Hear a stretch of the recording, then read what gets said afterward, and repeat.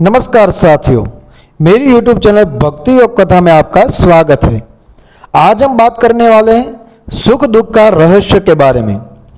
एक बार माता पार्वती ने भगवान शिव से कहा, प्रभु मैंने पृथ्वी पर देखा है कि जो व्यक्ति पहले से ही दुखी है आप उसे और ज्यादा दुख प्रदान करते हैं, और जो सुख में है आप उसे दुख नहीं देते। भगवान ने इस बात को समझाने के लिए माता पार्वती को धरती पर चलने के लिए कहा और दोनों ने इंसानी रूप में पति पत्नी का रूप लिया और एक गांव के पास डेरा जमाया। शाम के समय भगवान ने माता पार्वती से कहा कि हम मनुष्य रूप में यहां आए हैं, इसलिए यहां के नियमों का पालन करते हुए हमें यहां भोजन करना होगा। मैं भोजन सामग्री की व्यवस्था करता हूं, तब तक तुम चूल्हे की व्यवस्था करो। भगवान के जाते ही माता पार्वती चूल्हा बनाने के लिए ईंटें लेने गई। गांव में कुछ जर्जर हो चुके मकानों से ईंटें लाकर चूल्हा तैयार कर दिया। चूल्हा तैयार होते ही भगवान वहां पर बिना कुछ लाए ही प्रकट हो गए। तभी माता पार्वती ने पूछा, आप तो कुछ लेकर नहीं आए, भोजन कैसे बनेगा? तभी भगवान बोले, पार्वती अब तुम्हें इसकी जरूरत नहीं पड़ेगी। भगवान ने माता पार्वती से पूछा, तुम चूल्हा बनाने के लिए इन ईंटों को कहां से लेकर आई? माता पार्वती ने कहा, प्रभु गांव में बहुत से ऐसे घर भी है जिनका रखाव सही ढंग से नहीं हो रहा है।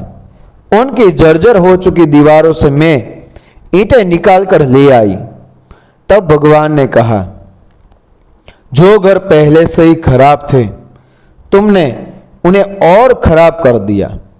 तुम ईंट उन सही घरों की दीवार से भी तो ला सकती थी।